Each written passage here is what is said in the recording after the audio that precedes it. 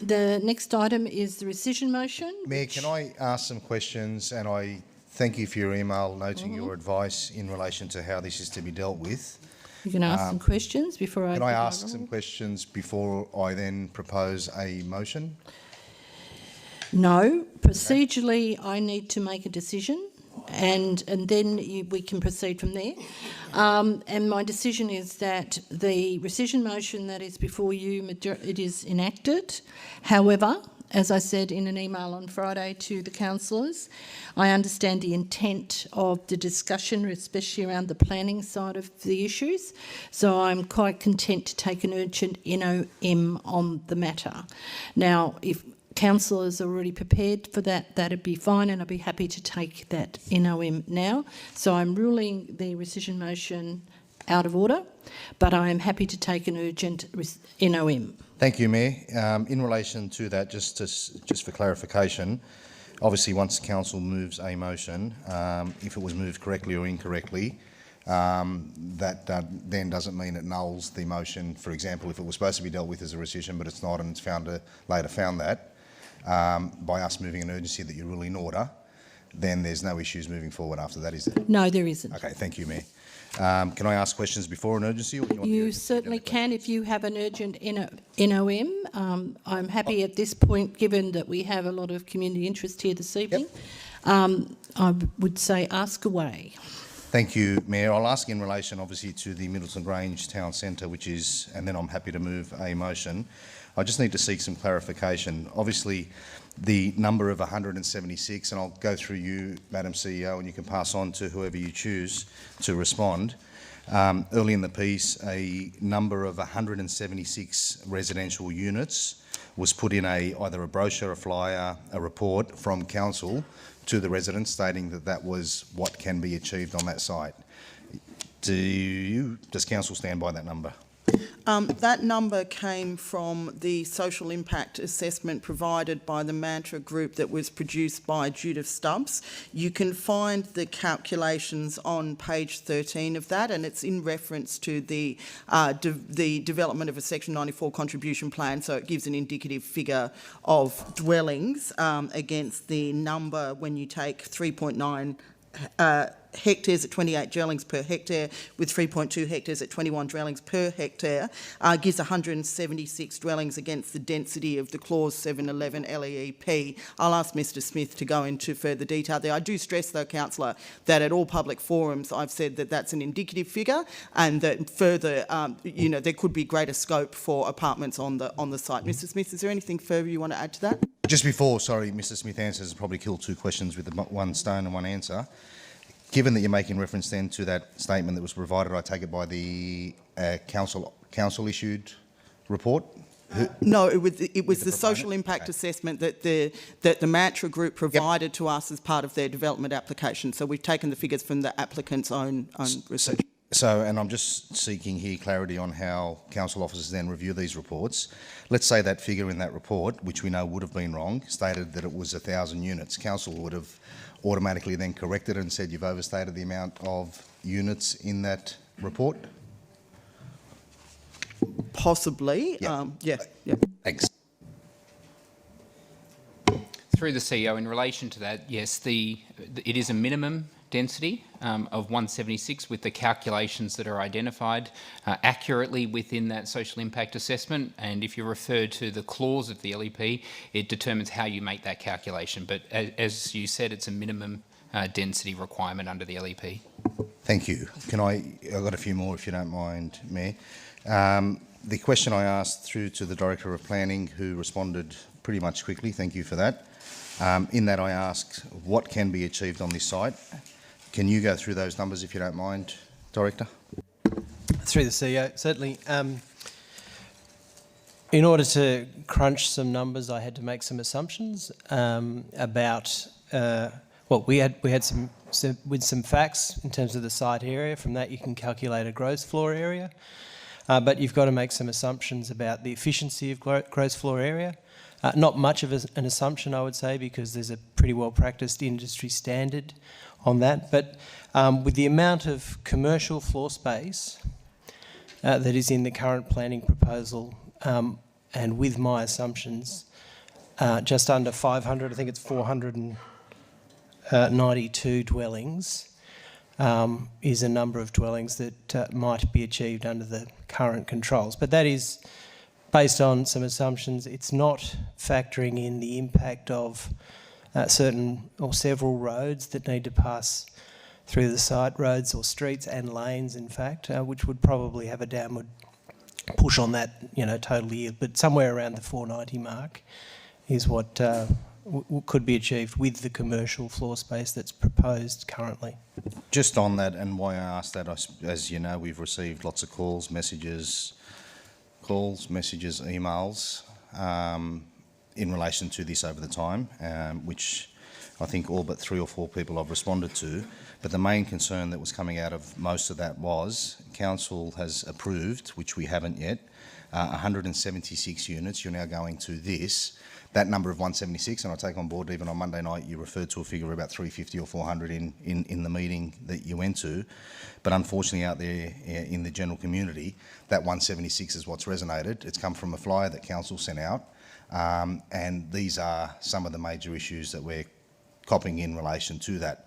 To your point on taking out roads, which will reduce the floor space area though, hasn't it been the case in 2 developments in Edmondson Park where Council have tried to do that, but it has been proven that if the site is that site, they calculate the current site in the FSR calculations and then dedicate the road.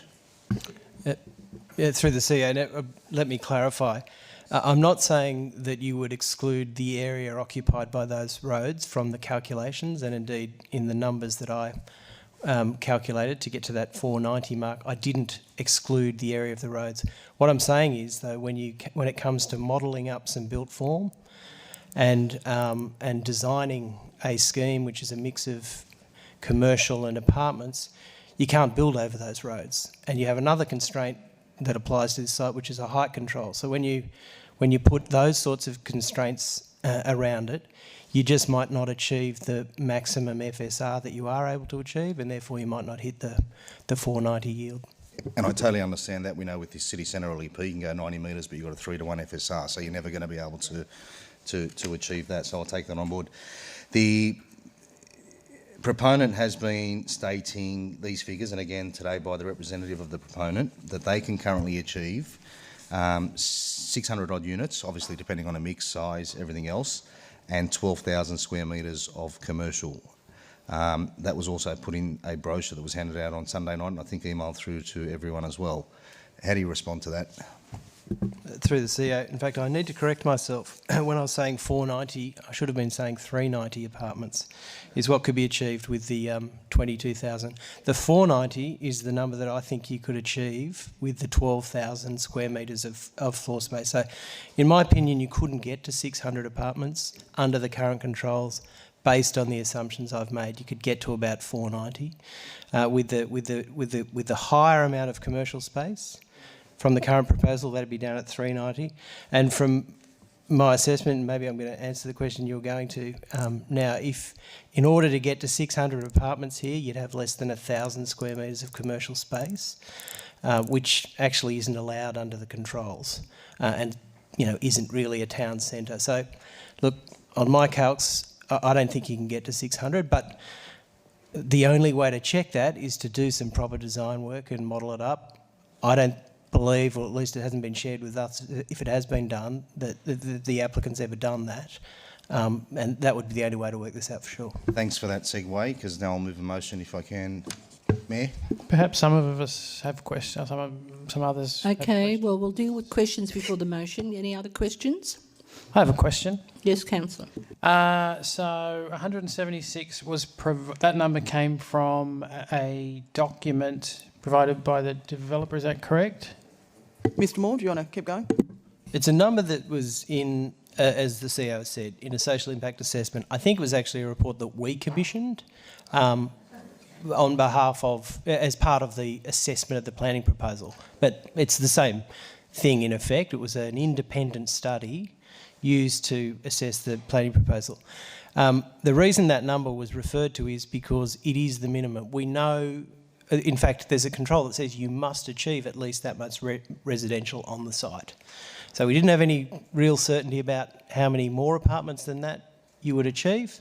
In hindsight, perhaps it wasn't the best number to rely on, because it appears that you could achieve more than that, and indeed, as the CEO said in subsequent meetings, it was described more in the 300 ballpark, which seems about right. These numbers vary, of course, up and down, depending how much commercial floor space you have. But the reason that number comes from an independent expert's report, and that number is a minimum that you must have on the site. Now you have a motion, councillor. Oh, wait a minute. Any other Madam questions? Mayor, I have a question. Yes, councillor. Yeah. Just for Director of Economy and Growth, through the Chair, if I may. So I'm a little bit confused how you've come to this number. Doesn't it make sense that if the dwellings are smaller, more residential units would fit on there, depending on the size of the units and the dwellings there? Through the CEO, yes, it does. If you have lots of small apartments, you'll have many more. So what I've done is assumed an average apartment size in order to get that number, which I think is about reasonable. And from some back calcs of data that the applicants used, I think we're probably on the same page there. The average size I assumed is 85 square metres. So that's how that works. But you're right. If you had many more smaller apartments, you would have more apartments. You can't do that, though, because we have controls that try to get a mix of apartment sizes. Okay, through the Chair, if I may. And how did you come up with this number of 85 square metres? Is that through the controls, or was that just an assumption from other developments that have happened within Liverpool? It's an assumption, but I think it's a fair assumption because it's about the medium size of apartments, which range from, for studios, 55 square metres up to 110, 15, or a bit more for three-bedders. So it's a number that's about in the middle. Okay, through the Chair, if I may. And in the past, has Council dealt with other DAs in this manner? I mean, excuse the language, but in your words, these assumptions? Because it's my understanding that we haven't even seen any plans. Through the CEO, yeah, I'd agree. We're not, as planners in the council, we're not typically doing this kind of analysis. What we're doing is analysing plans that are put before us. But I acknowledge that it will help us in this situation to try and get a sense of just how many apartments might end up on this site, and that's why I was quite prepared to do this analysis, noting that it does rely on assumptions. But I think the assumptions we've used are good. And in fact, I made contact with a number of people in the industry to gauge what assumptions they typically rely on, and they confirmed the assumptions I've made. Okay, through the Chair, if I may, has the community of Middleton Grange been informed that these are just assumptions, not based on fact? I think I can answer that one, Councillor. I think at every point when we've spoken to the community, we've made it very clear, and I certainly did on Monday night, that these are only assumptions, that until a DA is submitted, it is impossible to confirm exactly what's going to go on the site. But as Mr Moore explained, there is a minimum amount, which we've been relying on that data to say this is the minimum amount of apartments. It's usually good for people to know what the minimum is going to be because it's still a largish figure. But at every point we've been very clear to say until we had a DA in front of us that determines the floor space of each of the apartments and so on. No, of course, we're unable to say that, and at this point in time, we don't have a built form DA submitted. Okay, through the Chair, if I may, I assume, I don't know if my councillor colleagues agree with me, but I assume that this is quite unfair to the community at Middleton Grange and to the proponent because they're just that, assumptions, and I feel like the community is being misinformed because you can't just assume this. Point of order. Yes, what is your point of order? There's a mathematical number that Excuse me, needs to be councillor. Point of order means you have to shush. Councillor, what is your point of order? Just the accusations that the community and the proponent have been misled. As we heard, their assumptions All you can do at this stage is use assumptions because no application has been lodged. That's So true. it's not I'll uphold misleading, your it's- point of order. Councillor, I'm just going to ask a question just to Mr Moore. Mr Moore, when you talk about assumption, are you talking about like standards in the planning field? The assumptions, obviously, from what I think Councillor Yard's trying to say, and I think I can understand her sentiment, that people have been basically given a whole lot of fairy information that isn't true. So I'm assuming that in the industry there's a set of assumptions, like in science, there's a set amount of assumptions. Through CEO, no, they're not adopted industry assumptions, and that's because these things differ case by case. So you really only need to rely on assumptions when you're just trying to work out what the yield of a site might be without actually going in and drawing up the fine details of that site yield. So that's why that's why I sort of checked across people in the industry as to what they typically rely on, and these are numbers or assumptions that they particularly rely on. There are really only two assumptions involved here. One is the percentage of the gross floor area that actually ends up as area within an apartment. When you build a building, not all of the area in that building is within the four walls of an apartment. There are corridors, there are lobbies, there are stairs and other things. So 80% is a reasonable assumption. That's the efficiency. Sometimes that pushes higher, sometimes it pushes lower. But it's pretty well used in the industry. And the second assumption is just the average apartment size. Okay. So, thank you. Any other questions? Yes, please. Yes, hold on. Councillor Hadid, what is your question? Well, when Madam Mayor, it's very obvious now there is some misunderstanding. It seems to me, from listening to some answers from the staff, under the current zoning, the proponent can put up to 600 units. So if he can put up to 600 units, why we release the information to the resident, they can put up to 176. Why we didn't say it's between 176 and between 600? Mr Moore? I'm not saying that you could achieve 600 apartments under the current controls. I'm saying you could, with the amount of commercial space in the current proposal, or at least the proposal that we looked at late last year, you could achieve under 400 apartments. And I guess what I'd like to add is that the reason we used the number that we knew was certain, i.e. the minimum number, is because it avoided us having to go into this question of assumptions and so on. When we're digging a little deeper to try and get a better sense of just what might happen, I've relied on these assumptions. But I'm not saying that, or in my opinion, you wouldn't get to 600 apartments under the current controls. It'd be more in the order of under 400 or close to 400. Still the question is, if, well, of my understanding, if he wants to go high, put more unit, he has to reduce the size of the commercial. It's understandable. But why we did not give more information if there is like a big commercial, the huge ones, you have to reduce the size of the horizon of the unit or the numbers of the unit. Why we did not give a lot of information instead of giving the impression they can put 176? Why we didn't say, if you want to put 600, you can, but you have to reduce the size of the commercial. If you want to increase the size of the commercial, you have to decrease the size of the building and the unit. Thank you, Councillor. Any other questions? Yes, Madam Mayor, I have a question. Who was that? Oh, Councillor Caliander, sorry. Go ahead. Thank you.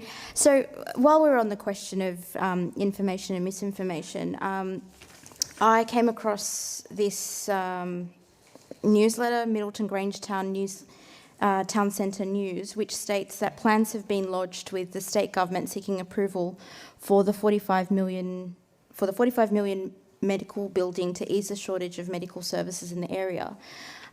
Is this something that council staff are aware of, or something that has crossed the awareness of council officers, and anything that's been included in any of the plans that we've been exposed to? Councillor, when council staff assessed the planning proposal, which went to council last December, there was no medical facility included in that at that point in time. We are aware that the proponent has discussed having it assessed as state significant development, and the planning department have asked, were that to be the case, what would we want to see in the assessment, because we would not be the assessors. But to our knowledge, Mr Smith, I believe that's right, it hasn't been submitted as a state significant development at this point in time.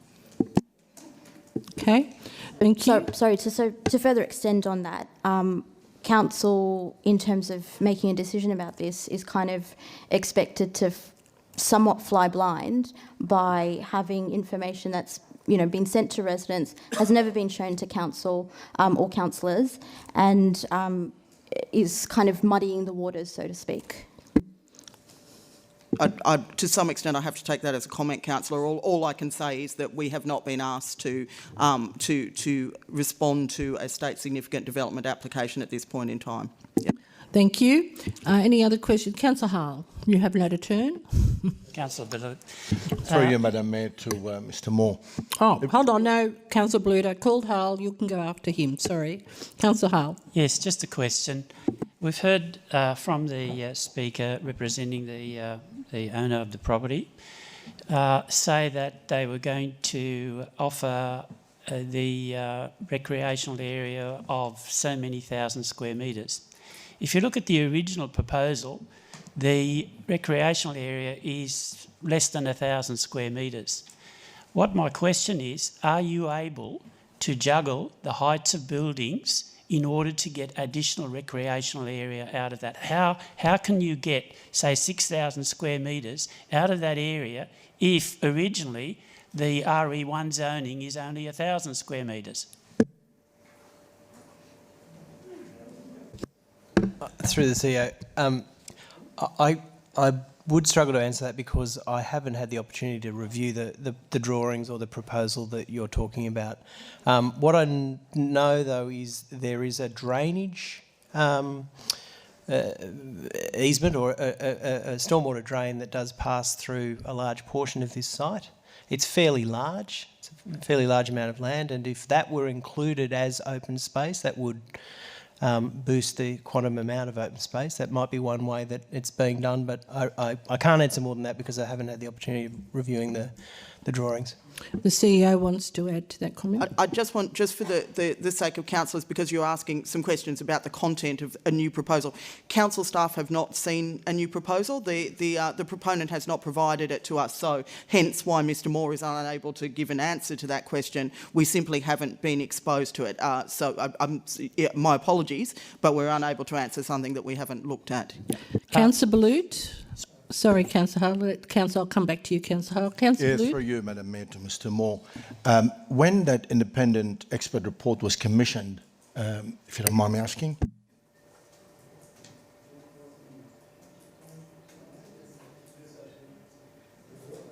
I think he's talking about the Mr Judith Smith, Stubbs. can you remember when the Judith Stubbs social impact assessment was commissioned? Sorry, I have the exact date on me here, Councillor. 1st of June 2016. Thank you. Can we have a copy as councillors, if you Absolutely. I'll ask Mr Smith to forward that to you. In fact, can you do that now, seeing as you've had it up for me already? Thank you. Councillor Hall, I said I'd come back to you. Thank you. Yes, what I was getting at is that if you have say you've got an area of say 5,000 square metres, and that's commercial, and you decide that instead of using all of that 5,000 square metres for commercial, you now say divide it in two and say that gives you 2,500 square metres, and you're going to turn that into a recreational space. Are you able to do that?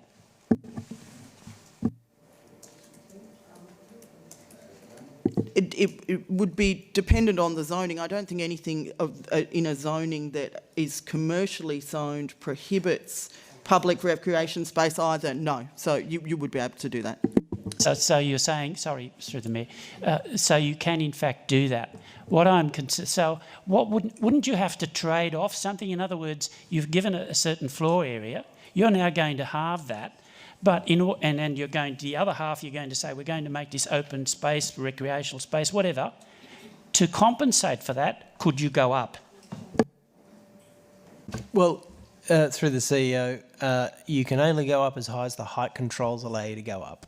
So, you know, how these things might sort of even out as you start moving things around, it's a bit hard to predict. That's the work of, you know, doing detailed urban design and built form analysis. But yeah, you could soak up some of that yield elsewhere, but your height control is a maximum as well. Okay, Councillor Haggerty, you had your light on and off.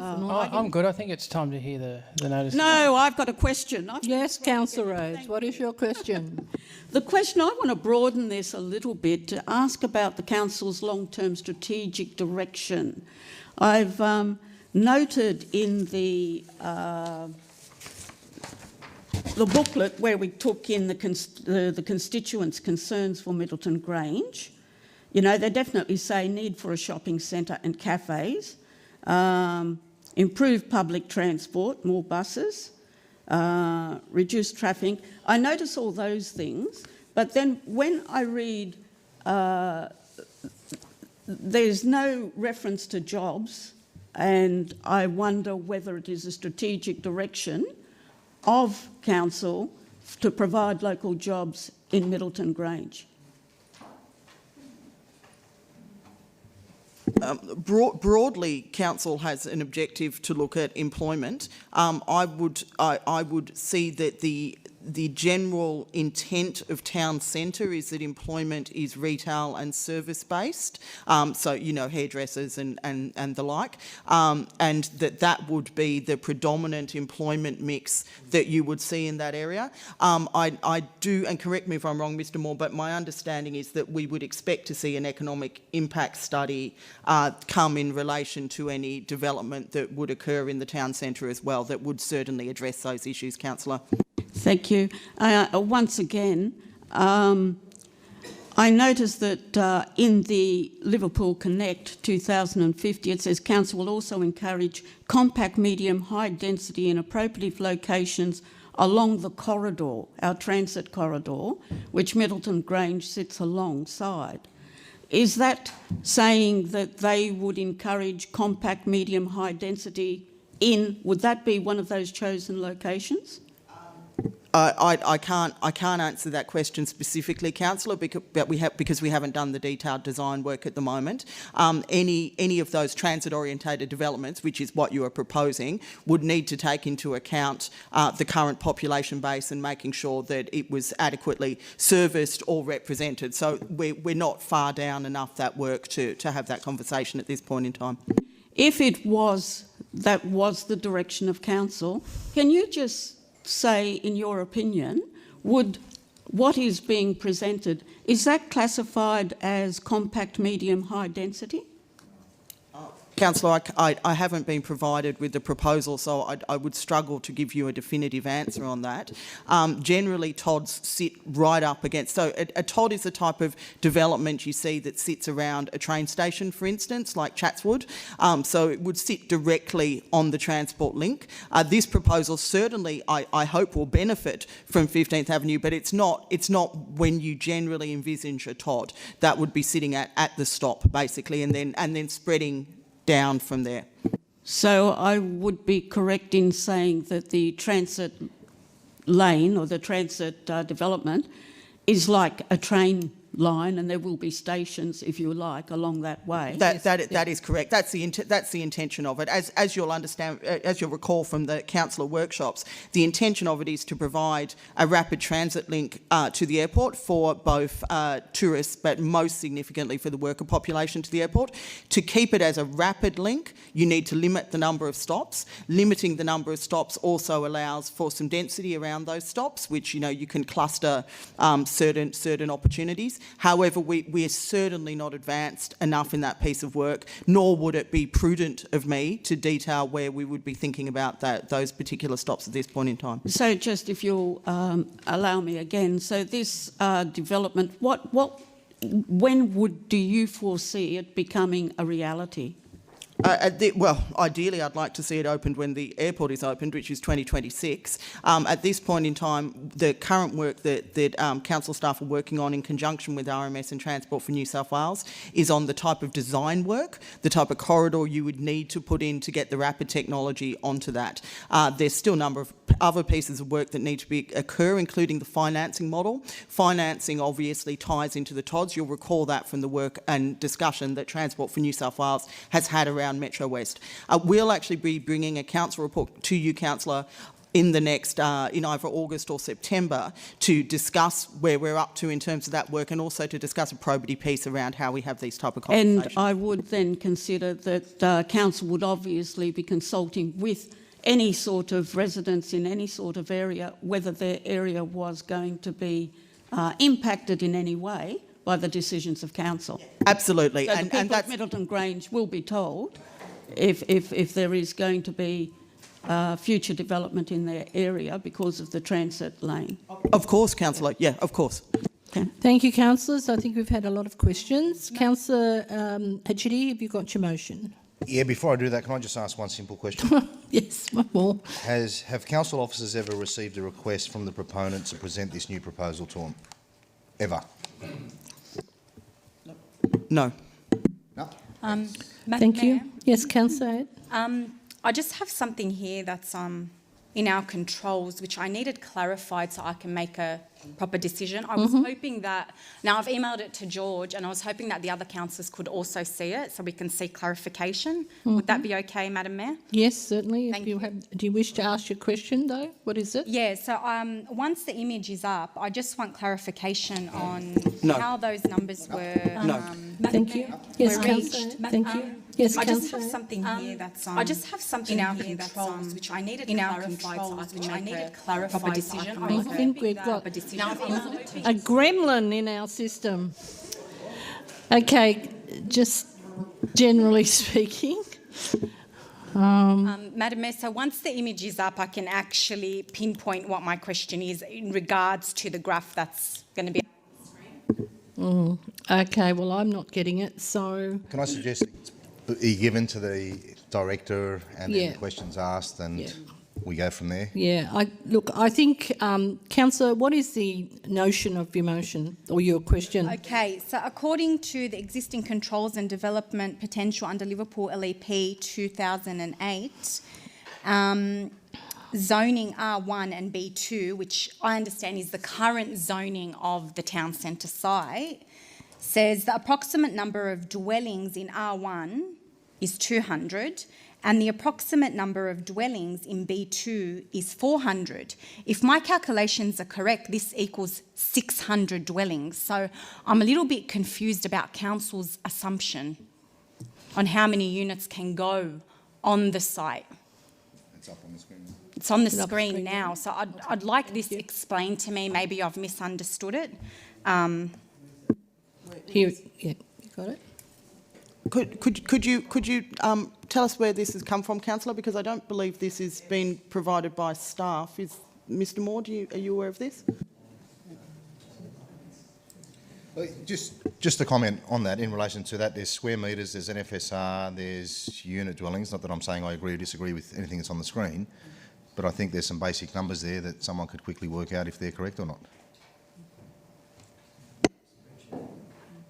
Can we move on? Like, I could have created Yes, I a graph. agree. Look, Councillor, put it I think up, they'll have to take that on notice and get back to you. Councillor Chitty, you have a motion. Yes, it should pop up on the screen, if you don't mind. Mr. George, whenever you're ready. All right, I'll read. Do you want me to read it out just in case? Yes, please. Yeah, do I really have to? Do you want me to read it? I'll do it. Okay. 1 notes the December 2018 resolution opposing, that council. 1 notes the December 2018 resolution opposing the increase in density and heights as proposed for the Middleton Grange town centre at the time. 2, direct the CEO to immediately write to all residents via direct mail in Middleton Grange apologising for not being clear with previous correspondence where council stated that the Middleton Grange town centre would only cater for 176 residential units under current zoning controls, and in fact that number is currently not clear, noting that a further report will be provided to council for the September 2019 meeting. 3, direct the CEO to provide a report back to September 2019 council meeting with the following: A, assumed outcomes for the development of the site under the current zoning. B, assumed outcomes for the development of the site, referencing the document handed over by the proponent to residents at their meeting on Sunday the 28th of July.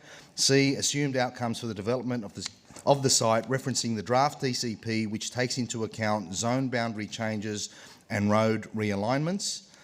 Outcomes in the context above means assumed yields for dwellings, retail, commercial space, as well as infrastructure and contributions, noting assumptions will need to be used, particularly in relation to the amount of commercial, business and retail uses.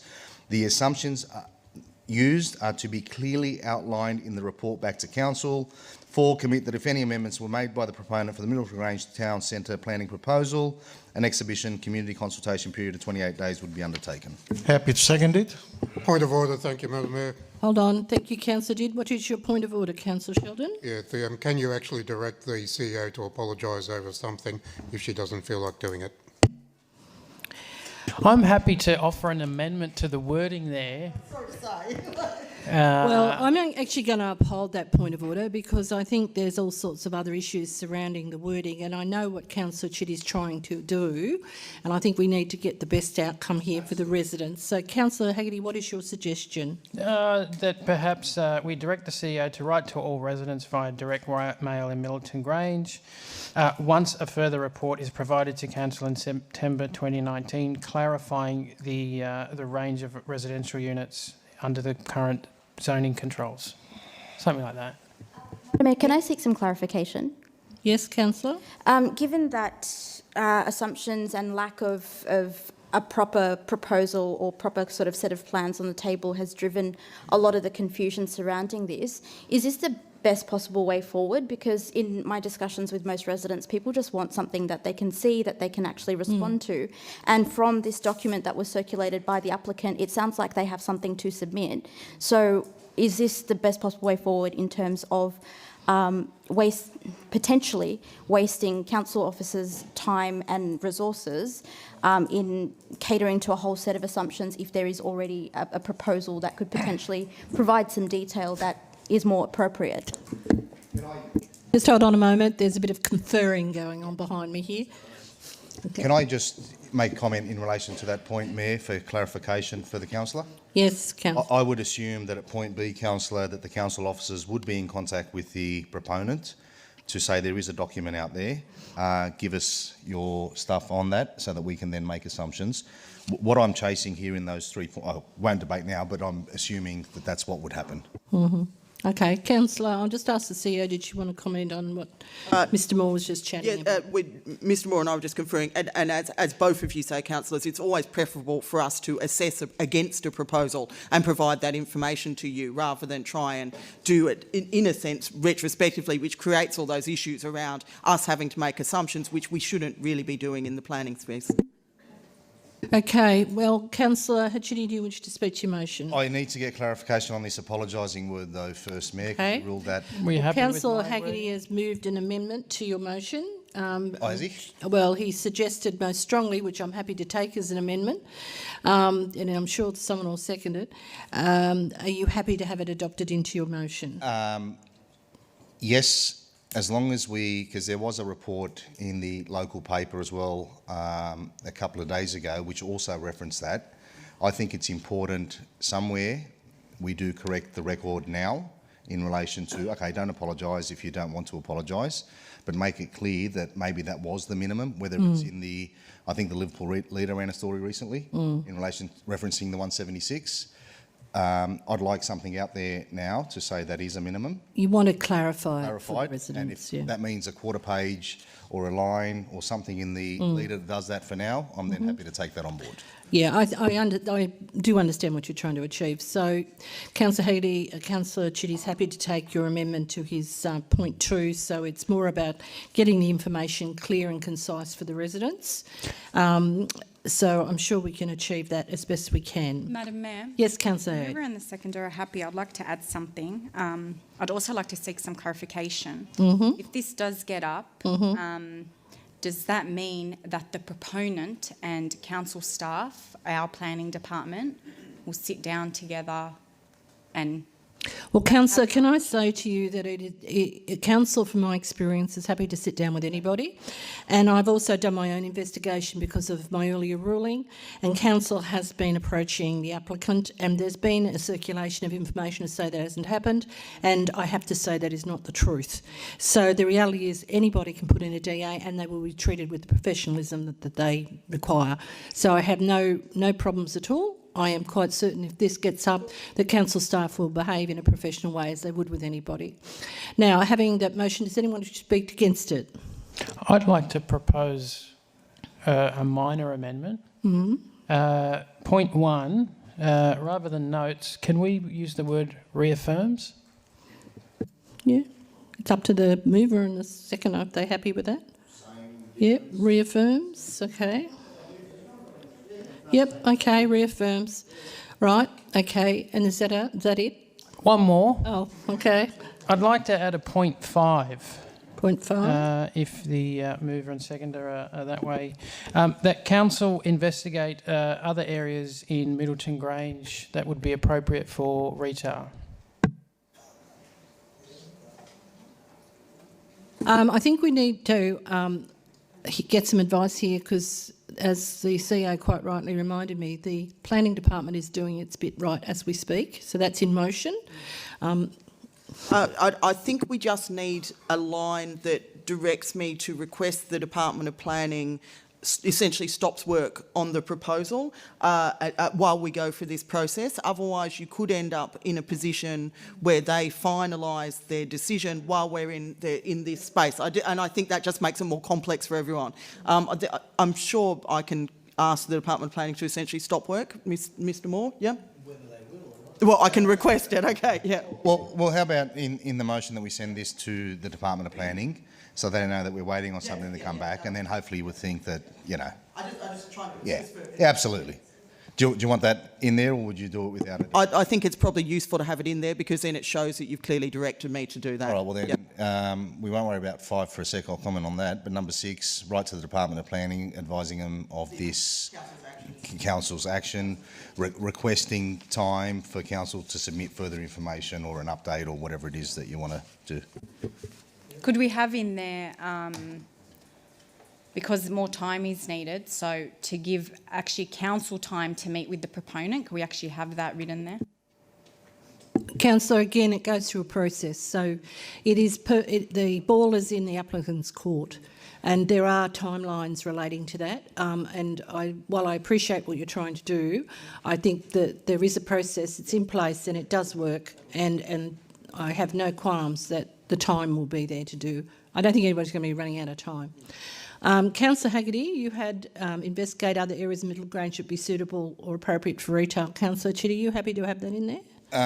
If he qualifies it with a time frame, I'd hate to see Council spending time looking for other retail places while we've got possibly a perfect one in the town centre. That's happening. Yeah, so I'll give him 6 months. In 6 months' time. Oh yeah, yeah. Right. Not as in you start now. You start in 6 months. Yeah. Yep. All right. I have a question about that. Yes, Councillor Rhodes. Would that in any way delay us getting the facts back out there to the community? I'm more concerned about the facts going out to the community about what is actually being proposed. So investigating for 6 months. After, if no application is lodged. Yep. Okay, I think we're all clear. I'm going to put the motion. Those in favour? Oh, you want to speak to it? All right, hands down then. Go ahead. We've had the speaker do you wish to speak to your motion, Councillor Chitty? I mean, I'll be really brief. I think it's self-explanatory there. I mean, yes, we've been flooded with phone calls from all sides in relation to this. And I think the biggest point that hasn't come out and didn't come out was the amount of density that could be achieved on the site at the moment. Hence, a report that's well informed that actually shows what can be achieved now, what can be achieved based on that document that's provided, and then also another assumption of what can be achieved based on the DCP roads, which realigns some boundaries and gives us a better road network in there. Everybody that I spoke to said, yes, we would like to see a town centre, but everybody also said we don't want to go crazy in this area. Obviously, the things that do come up are crime, everything else. The new shopping centre across the road from Cow Pasture Road, where they're saying we'd rather be serviced there than have an overdevelopment of this side, and you can take that on board and share their concerns. But I think it's important that the right information is presented to council for council to make an informed decision on which way it wants to go forward. Again, one of the biggest things was council has approved 176 units. Yes, there are some people that are clear and have heard what council has been saying in relation to can go up to 400. But we've also got figures out there that are 600. We don't know, when it comes to the amount of dwellings, whether it's Arthur or Martha in relation to this. And I know that it is assumptions, and I take on board your 85 square metres in relation to the mix, and that's how you work out some numbers. We need to present something clear to the community, not just in relation to retail, commercial, residential, but also with all these three proposals, what is that built form outcome? What roads are going to be upgraded in relation to A, into B, and to C? Are the state roads going to be contributed to from the developer if any of these are happening? What parks are you getting under A, B or C? I think everything needs to be put on the table, and council then can, with all the information in front of it, with the community and with the proponent, who has to invest there as well, can make an informed decision and say, yes, this is the best. We want to see a town centre. I want to see a town centre. We've been talking about a town centre for as long as I've been on council, and I think if we just keep saying no or yes to, or no to everything, but yes quickly, I think we'll have the wrong outcome. Give us the right information. Let's try to make an informed decision, and let's finally get a town centre in Middleton Grange. Thank you. Any opposition? Anybody wish to speak against the motion? Another speaker for, Councillor I'll speak for it. Thank you. Just in regards to Councillor Hichidi's comments, we haven't said no to everything. We've said yes to the current zoning. The current zoning allows a town centre, and as we've heard, it allows plenty of flexibility in terms of apartments. So we've said yes to a town centre, we've said yes to apartments. I take issue with the previous discussion about build forms and heights and how many. We've never had this discussion in my 3 years on council before. And the reason for that is it's not council and councillors' job to decide how much you can or can fit and what the assumptions are. That's the developer's job. Put in the application and get on with the town centre. It's zoned for it. Let's get on with it. The people want it. As Councillor Hichidi said, no one's against the town centre. Everybody wants a town centre. Stop holding the community for ransom and let's get our town centre. Can I just speak to that comment? You wish to speak for the motion, Councillor? Well, I am speaking for the motion. Okay, we'll speak for the motion. Yeah, Go ahead. well, I would like, one of the difficulties that we have got with the community is that because they've been given so much information, it's made them feel rather distrustful of anything. And if we know the maximum number of dwellings that can go into an area, at least they know the facts. And that's what hasn't been provided to them before. And even now, we've got a question mark. Is it 400? Is it 600? I don't know. But we need to know those facts. So I am totally in agreement with the motion as put, and I look forward to the facts being presented to the residents in Middleton Grange. Thank you. Councillors, the CEO wishes to make a comment. Councillor, just to stress, and for the purposes of clarification for the community as well, at this point in time, my staff are only able to provide assumptions because we have not been provided a planning proposal. So we are working with the best information we have, but it is limited information. Until we have that planning proposal in front of us, we can't give you more reasoned assumptions. And even then, until we get the DA in front of us, we would not be able to give you a final figure. Just for clarification. Thank you. Any other off? Speakers for the motion? I'll close it off if you want me to make it. Do you wish to write a reply, Councillor? Yeah, I do on a few points. Firstly, can we just make contact with the proponent who's actually... Yeah, there's some representatives are here today. Obviously, they've just heard the debate and heard what council wants. So I'd be very surprised if in the next hour or two you don't receive something from them saying when can we meet and here's some information. So I think I'm quite comfortable with the fact that council's going to open the door to that. In relation to closing off debate, yes, it is our job. Sorry, councillor, I'd have to disagree with you on one thing. it is our job to determine heights and FSR. That's what the state government has left us with when it comes to planning proposals. We can't determine DAs anymore. I totally accept that. But if a planning proposal is before council, it's council's job to say yes or no to a height, to an FSR, to open space. Now, in order to... Yeah. And that's fine. In order to ensure that we make the right decision in relation to this, all we're asking for is this information. I was hoping to get it to the August meeting so this thing doesn't drag out forever, but unfortunately I was advised, and I did change that some staff will be away, unfortunately, that will look after that. So I've pushed it back to September. But hopefully we can get this in September, we can move on. Everybody, hopefully after September, will know in rough terms or in as good as we can terms what's going to happen there, and the community then can provide their feedback and we can get this thing over and done with. Thank you. The debate's closed. I'm going to put the motion. Those in favour? Those against? Declare it carried unanimously. Is that unanimous? And we're going to have a 10-minute break. Just before you, Mayor, if you may, before you have a break, can I discuss something, then possibly move a procedural motion? And what I do want to ask, I know that Council's Code of Meeting Practice does not allow for a video recording to stay pretty much until the council meeting is finished, so it disappears. Speaking to residents over the phone in relation to this, one of the biggest concerns was who's doing what, how's it doing, misinformation and whatnot. Is it possible for me to move a motion which makes public for, let's say, 28 days, the part of the meeting that we just had, so that anybody that wants to jump online from Middleton Grange who wasn't able to be here tonight can click on and actually get the facts for themselves instead of relying on assumptions. Thank you. I'll just seek the legality of that, Councillor, just to make sure.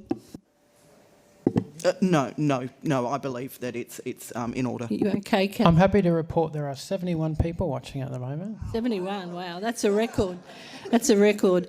Okay, well, Mayor, I'll with a move the motion. seconder, that this particular proportion of the meeting be... I'll second. Seconded by Councillor Haggerty, be on the system for 28 days for the information of residents in that particular area of Middleton Grange. I'm going to put it, those in favour, those against, carried, and we will now